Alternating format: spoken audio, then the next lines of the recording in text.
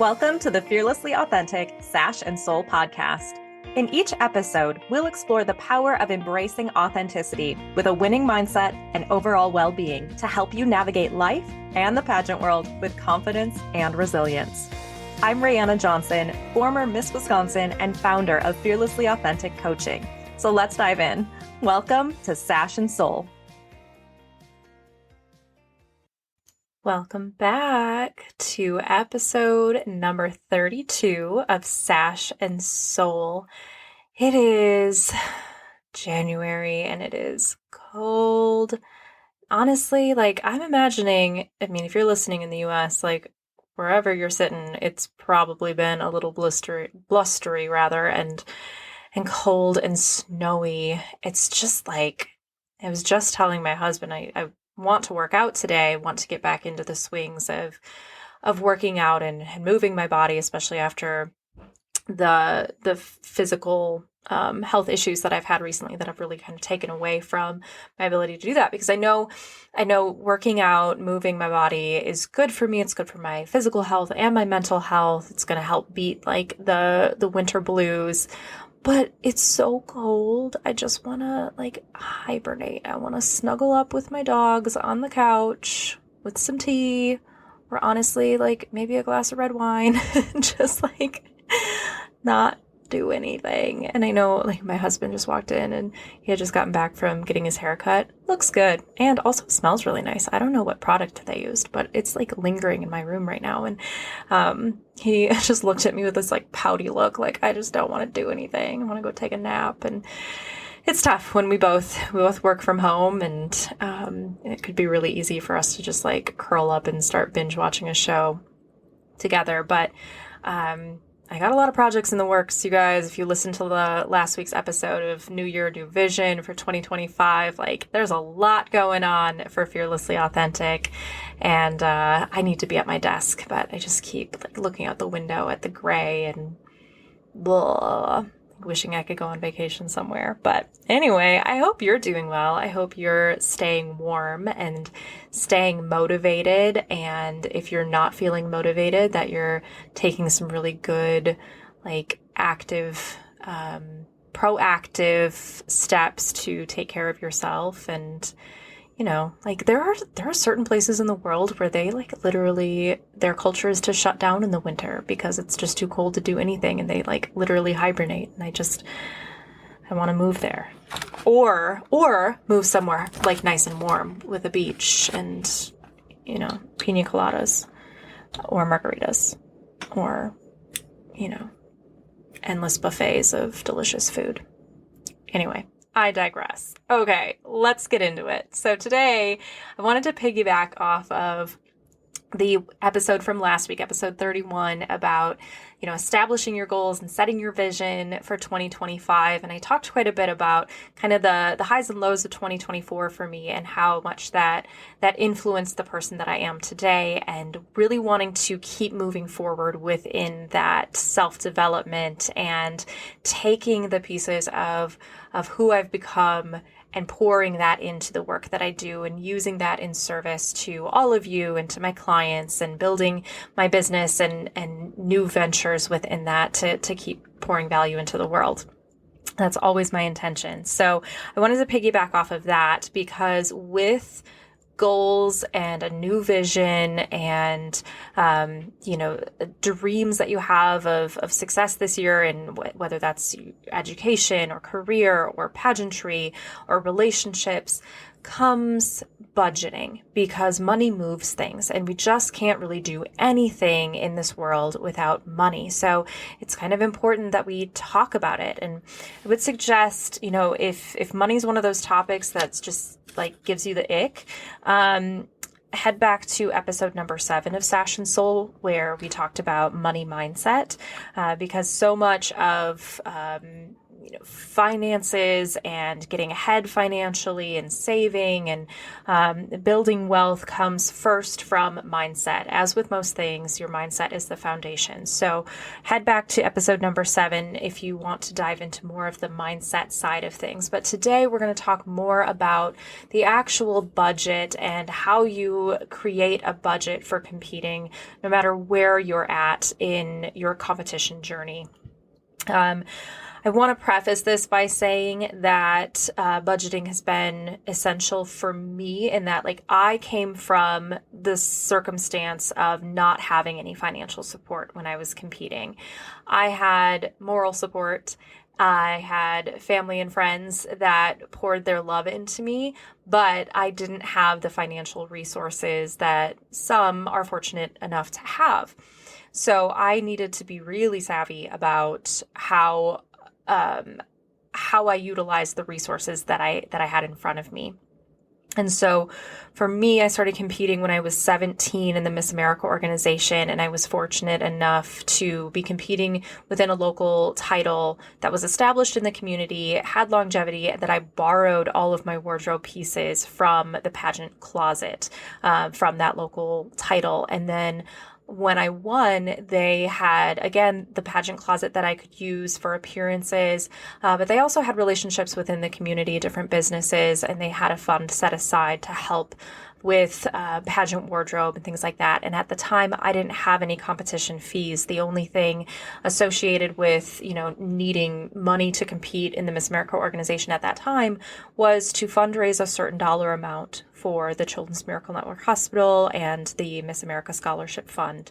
And so that was required in order to compete, which is much different than today, where now you have I think there's a membership fee and competition fees associated. So a little bit different back then, but I was really fortunate to have that support of the local title. And I am I'm not blind. I know that not everyone has that, and there's different pageant systems that just don't have as many resources for you, but that isn't going to deter you from competing. I know that because I know what the pageant bug feels like. I know the purpose, your why, the reason that you're doing this in the first place. You're not going to be deterred just because of lack of resources within the pageant system itself. We're going to find a way. We're going to make that happen. And so we're going to talk about some of the things that helped me when I was competing, and some of the things that I work on with my clients, and just kind of an outline for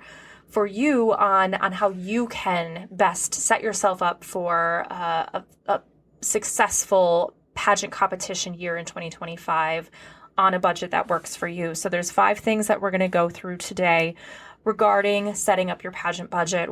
The first one is your goals, just kind of establishing what are your goals, what are you prioritizing, what do you want to achieve most this year. The second thing is your overall budget, actually sitting down and looking at your income versus your expenses. And if you are, in the red, or, if you've got extra funds that you can set aside for a hobby like pageantry, because let's please keep in mind that pageants are a hobby. Okay. You should not be going into debt to compete in pageants. Number 3, choosing the right pageant system for you to compete in. And we're going to talk about, based on what your goals are and based on your budget.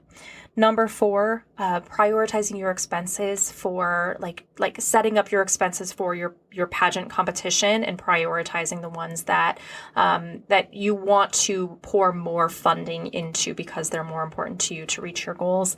And finally, number 5 is maximizing the resources that you have at your disposal, and also, how do you establish new resources that are going to help you on your way? So with that, let's dive in. Let's talk about your goals. Something that we talked about last week in New Year, New Vision, and it's something that we're going to be talking about in the January Master class on Tuesday, January 28th. If you haven't signed up yet, the link is in the episode description. So go ahead and sign up. It's absolutely free to sign up, free to participate in January as the very first masterclass. But we're going to be talking specifically about how do you set your goals and your vision for 2025, and how do you stay on track. So You need to know why you're competing in the first place. This is going to help you when we get down to number 3, choosing a system, and number 4, prioritizing your expenses. Do you want to participate in pageants to focus on community service? Are you focusing, or do you want to participate in pageants to focus on your personal development or professional skills like public speaking or interviewing? Are you in it for the fashion and for the modeling? Or are you in it because talent performance is incredibly important to you and you're looking to build a career off of a vocal talent or instrumental talent or anything else that you're bringing to the table? Okay, so what are you looking to get out of this? What's your why? Right? Like, what is the driving force here?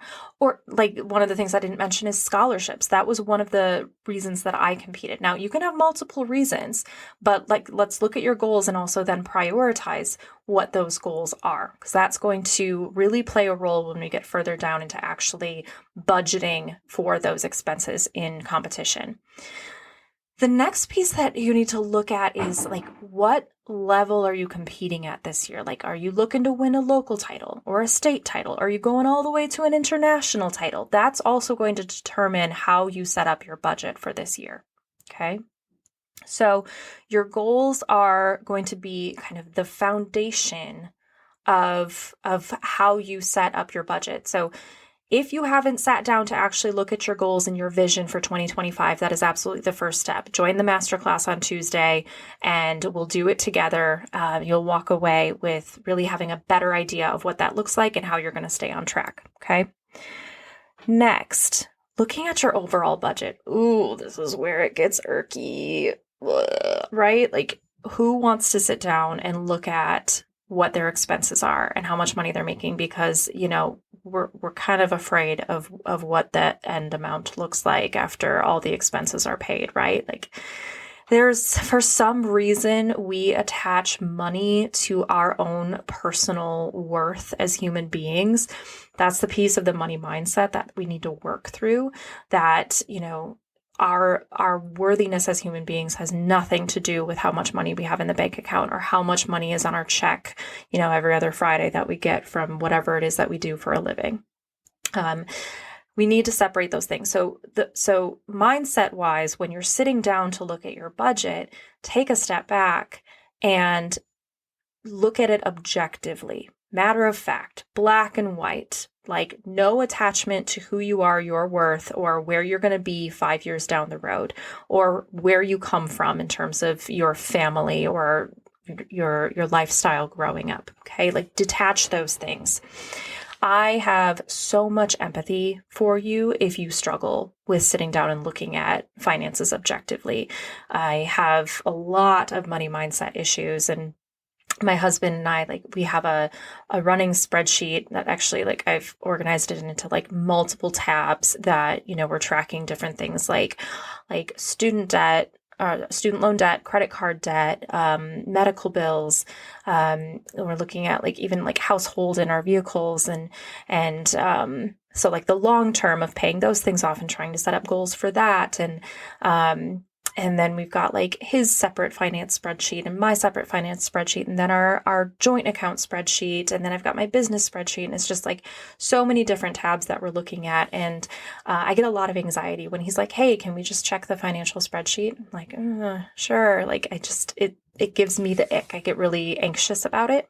And then especially as an entrepreneur, that money mindset of finding asking for money in exchange for my services can give the ick, right? So I have so much empathy if you struggle to sit down and actually calculate what you're bringing in and what you are spending your money on. We just did that, my husband and I, a couple of weekends ago, where we sat down and we looked at the spreadsheet and we were trying to come up with a game plan for 2025 and what our goals are collectively and individually. And once it's done, you feel a lot better. You feel like a weight has been lifted off of your shoulders. And more often than not, it's not as bad as what you thought it would be going in. So, hopefully that will be the case for you as well. But when you're looking at your overall budget, I have a spreadsheet that I use where I literally set it up for every single day of the month.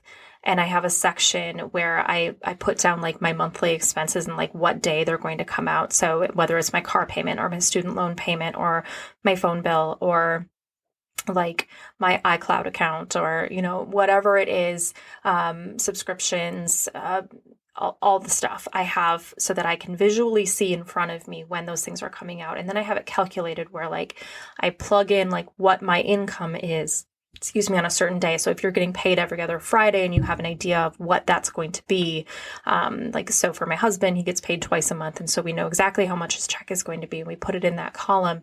And then, it kind of automatically populates for us the way that I have it set up so that I can see even months down the road, like how much we have in the account. And then we can kind of budget for miscellaneous expenses or kind of know what we have for our grocery budget.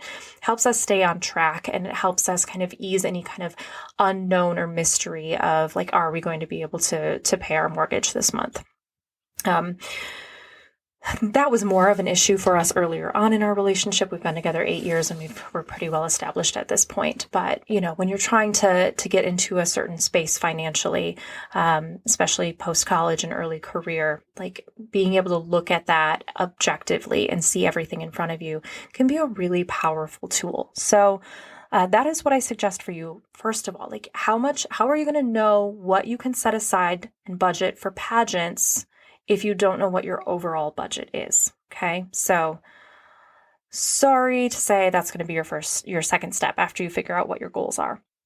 Number 3, let's move on to once we know what your goals are, your personal goals, your professional goals, your pageant goals, what you want to get out of it. And then once we know what your overall personal budget is without, adding any sponsors or other income that you may be receiving from people kind of donating to the pageant fund specifically, then we got to look at choosing a pageant system. Now, for some of you, you already know you're so zoned in on a system because you have a title within that system or because that's the one and fell in love with, or you've already done the research and you know exactly why you're there and what you're doing. But for others, you may be bouncing around. And I actually had a consultation with a woman yesterday who, for many different circumstances, like went from the Miss America organization and then did Miss USA, learned that wasn't for her. And so she's been doing research on different systems that are going to meet what she wants to do.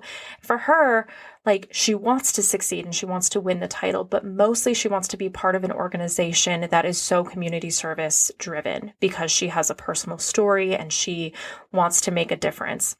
Miss America isn't an option for her anymore. So she was looking at other systems and trying to plan out for, what are the associated fees with that pageant system, right? Like, do they have entry fees and how much does that look like? Some systems are going to have really high entry fees and others are going to be a lot more affordable. Okay. So looking at those systems, looking at, are you looking for, just wanting to make a difference in your local community? Are you trying to represent the entire state? Like, what are your personal dreams? And honestly, get selfish about it.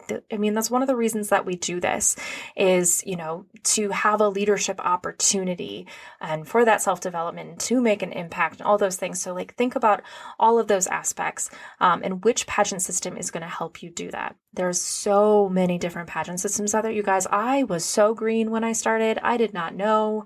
Like the only 2 systems I knew was Miss America and Miss USA. That was after I started competing. Like I knew nothing about pageants at all. And now having been around for, a decade and a half, I have such an appreciation for, the industry and the world of pageantry because there are so many different benefits to each system that stereotypes just don't even make sense anymore because each pageant system is going to be so unique to itself.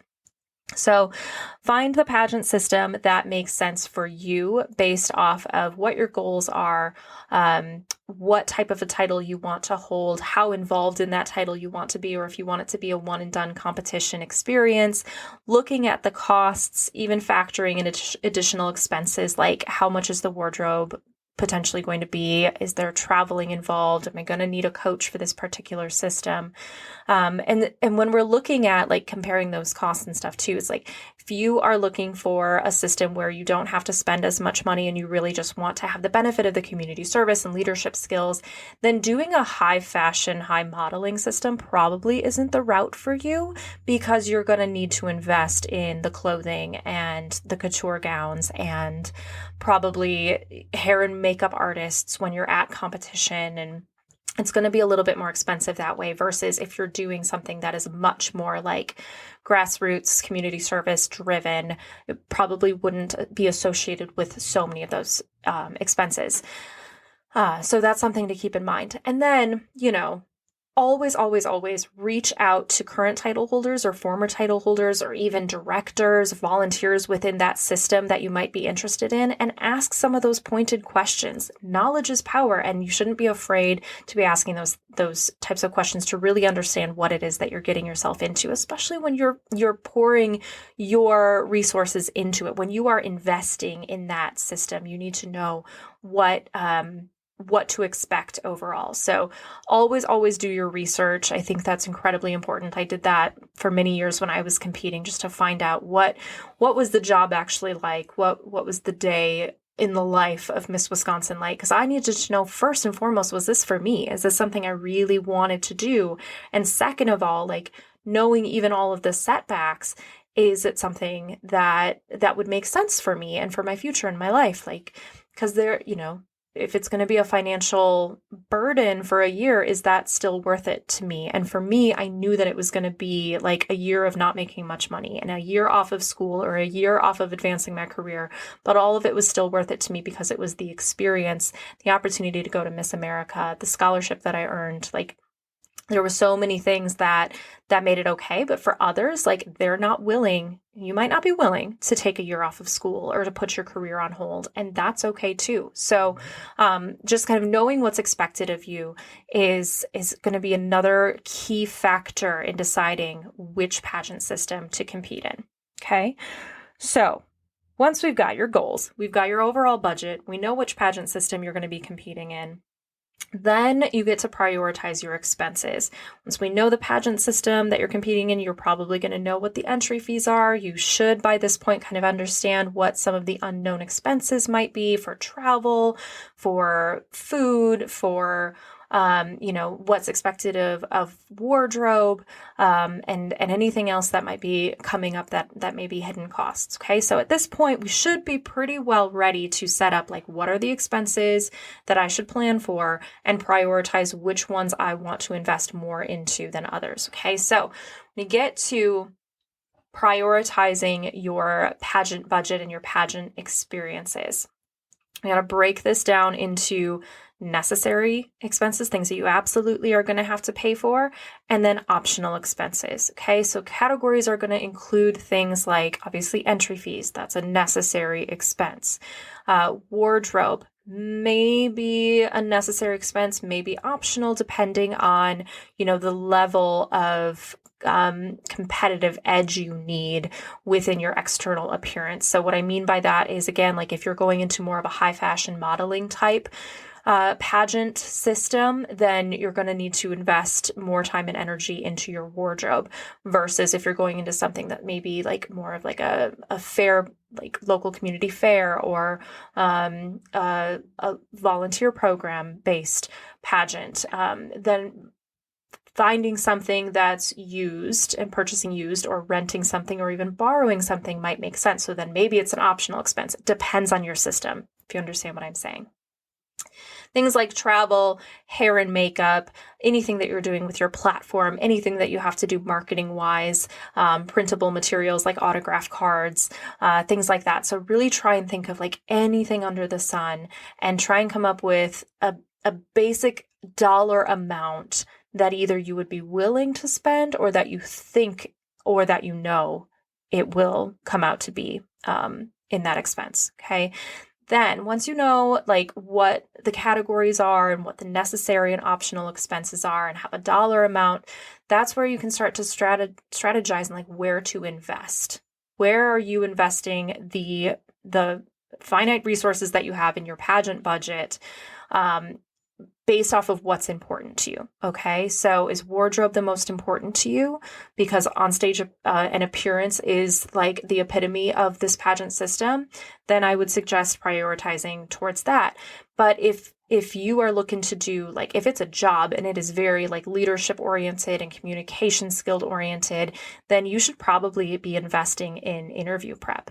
If you're at a stage in the game where you have most of the things that you don't really need to invest in wardrobe, you're just going to keep kind of recycling things that you have, or you've got sponsors that are really awesome, and you feel like, you're pretty good in terms of like all of these like one-time expenses, but you are looking to invest in your own personal growth and development, maybe confidence building, maybe mindset, then finding a coaching program like Fearlessly Authentic or something similar that would work for you. That may be where you want to invest your money. For me, when I was competing, I again was fortunate. My first 2 years, I had sponsors because I had local titles that had very strong community ties, and it was like I didn't have a choice. I wasn't really working. I didn't have a budget personally. My family didn't have much to offer me, and so I relied on those sponsors, and I made the most of that. But my third year around, I had a little bit more to invest in myself, and I built those relationships. And so finding a coach was the next level for me, the next thing for me to level up. And it was the best investment that I could have made, because I invested in this coach that helped me elevate my interview that much more. And it helped me interview my mindset and my approach, and release fears of the outcome and fears of what other people thought of me, and release the comparison that I struggled with so much the year before, and elevated me so much to the point that I was first runner up that year. That meant more scholarship money. That meant, just more pride in my success. That meant goal achieved. And then unknowingly, that meant that I would be the successor to Miss Wisconsin that year when she won Miss America. So, in choosing and prioritizing what you invest in can have really incredible impact on the outcome of your goals and everything that you're trying to accomplish this year. Okay. So keep that in mind. I can't stress it enough. Be very particular about prioritizing your investment strategy. And then of course, you guys, be savvy about like how you're going to save. So after you prioritize your expenses, now it's time to maximize your resources. Okay. Like recycling wardrobe pieces that you have, borrowing from friends, renting things, being thrifty, going to thrift stores. And like, I've got clients that do that and have a lot of fun with like coming up with fun styles that they found at thrift stores. And then of course, I think I'd be remiss of, talking about a pageant prep budget and not talk about and not talk about how to establish sponsorships and do some fundraisers. Again, this is going to go back to the money mindset. There's so much fear of asking people for help, especially when you're asking for financial help, because we're afraid of that word no. And we're also kind of like, there's some shame involved in asking for financial support. But the thing is, when someone is supporting you financially or supporting you with resources, it's their choice. And it is an opportunity for them to pour into someone else that they know is then going to take it and pay it forward. So you got to start looking at asking for donations, fundraising, and sponsorships in a different perspective. Okay. Start looking at it from the perspective of, having these people having an opportunity to support you so that you can then pay it forward and make your community and your world a better place. Okay. I feel like that sounds like really like hearts, flowers, and unicorns, but it's true. Like, even as a business owner myself, like when I choose to sponsor somebody or when I choose to donate to a certain cause, I'm not looking for something in return. I'm truly looking to invest in something that I believe in, and then I can feel good at the end of the day. So if you can think of it that way, that can help alleviate any of the burden and the stress of asking someone for financial help. So, when it comes to looking for sponsors for yourself, I always tell my girls, my clients, like, go to the low-hanging fruit first. Like, of course, you're going to ask the people that know you best, that know your heart, that know your mission, that know why you're doing this, that know your intentions. And those sometimes are the scariest people to ask because they know you so well, because they're so close to you that it can be more painful if they say no. But the idea is to not take it personally. And people, if they do give to you, it's because they want to, because they're capable of, of doing that. And I think sometimes I hear that, like, I don't want to be a burden to somebody else. Well, no, we all have the capability of saying no. Like, don't assume that someone is going to give you money and, like, not be able to make that conscious decision for themselves of whether or not that was a good financial thing for them to do. Like, if someone can't afford to give you money, you're not forcing them into anything. Okay. So keep that in mind as well. But going to those, the people that you know most, then go to the businesses and that you patron, right? Like, go to the, like, it is, I really, it bothers me when someone reaches out to me to sponsor a program book ad for them, and I have literally never met this person before. So, like, I'm not gonna call you out if you've done this, but, like, please go to businesses that you patron, that you are a customer of, that you are loyal to, because, like, that just shows that, like, if you are supporting them by getting, your Saturday morning coffee from them every week, like, that's going to mean a lot more to them to, like, give back to you, that than if you went to some random business and had no connection to them.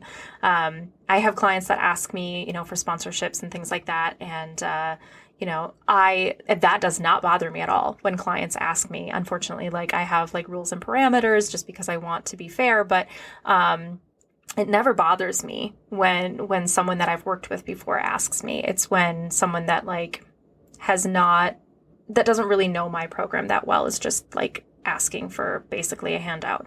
But then when you're going to businesses or looking for sponsors from the businesses that you haven't worked with, some maybe those larger businesses, that's where you have to come up with a plan of, like, how do you scratch their back, right?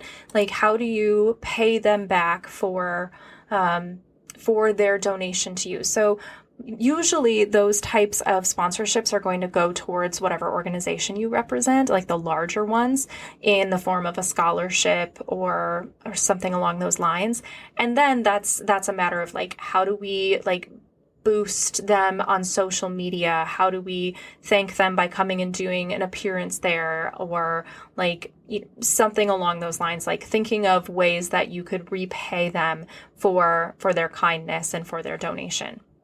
So lots of different strategies for fundraising. I could do an entire episode on that.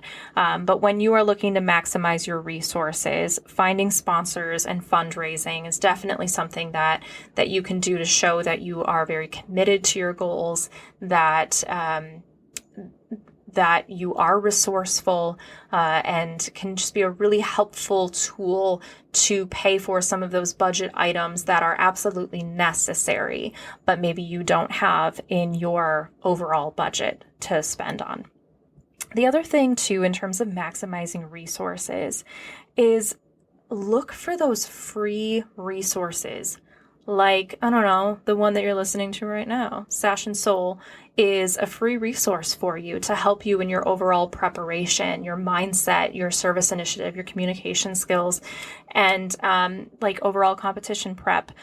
So use the free resources like the podcasts that you can find. And honestly, they don't need to be pageant specific resources either. Anything self-development, anything communication skills, anything leadership skills, anything marketing is going to be helpful to you on your journey to success within pageantry. So think outside the box.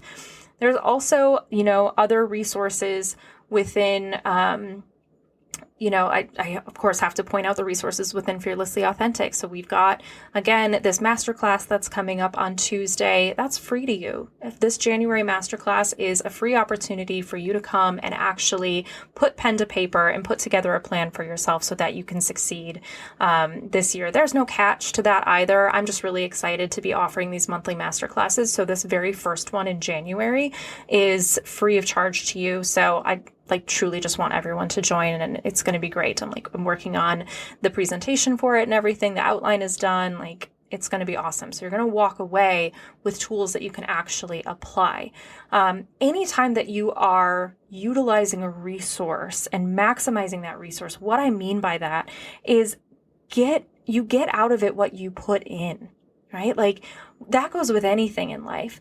If someone is, offering you some kind of a free resource, if it makes sense for you, like, the most you're going to get out of it is how much you actually lean into and like put your energy into it, right? So I've worked with clients before that it didn't seem like they were all that invested in my program. And I'll be honest, like, that's really exhausting for me because I pour my heart into this and I want everyone to maximize what they receive from me. So don't be that girl. Like, if you're going to spend your time doing something, don't do it willy-nilly.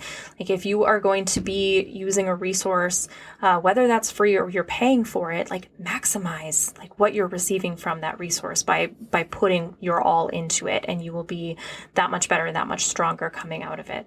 Okay. So to wrap all of this up, I think, pageant budget is one of those things where, like, I have it. So if you were to sign up for a free consultation with me, there's a quick questionnaire. And one of the last questions is, like, there's an investment to this coaching program. Like, what do you have available in your pageant budget to spend? And often I get like the last answer, which is, I don't have a pageant budget right now, or something like that. But what I know is that most often that just means that you haven't sat down to look at your budget to see what you can actually afford. So that's one of the best things that you can do for yourself to empower yourself from a financial standpoint, is to work through this budget and to figure out like what you actually have to spend on pageant stuff and what you need in terms of resources to help you succeed. Okay. So do the work, sit down, actually like jot this stuff out, take advantage of this free resource of this particular episode, do that work. You'll be better for it.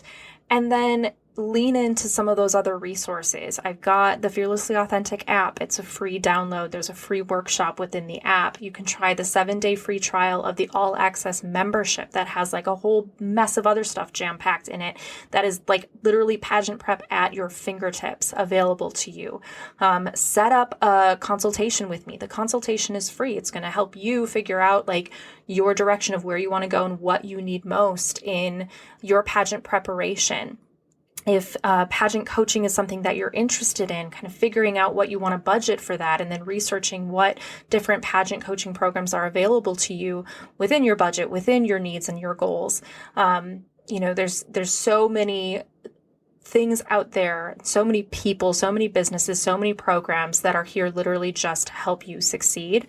And the first step to actually accessing those is figuring out what you can afford, because money moves things forward. So with that, I do want to close with saying that your success isn't about how much money you spend, just like your money, your income is not attached to your worth as a human being. Success is about your strategy. It's about your confidence, your mindset, your preparation.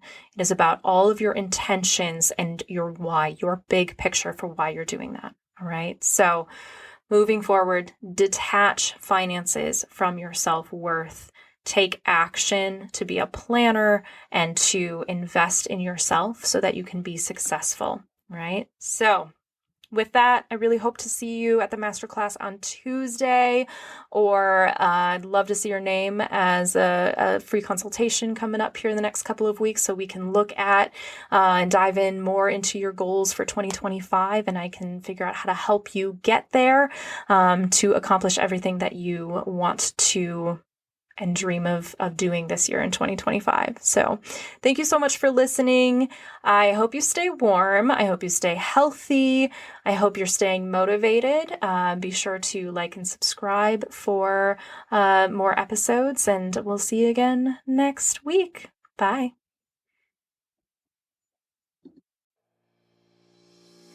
Have you downloaded the Fearlessly Authentic app? Because I'm so excited to share this all-in-one space for competition prep designed just for you. Within the app, you'll find free resources like the Winning Mindset Workshop, goal tracking, and a supportive community. Plus, sign up for a 7-day free trial of the All Access membership to explore additional resources like live coaching clips, monthly live workshops, guided meditations, daily practice interview questions, and so much more. Click the link to download for free. This is not just an app, it is pageant prep support at your fingertips.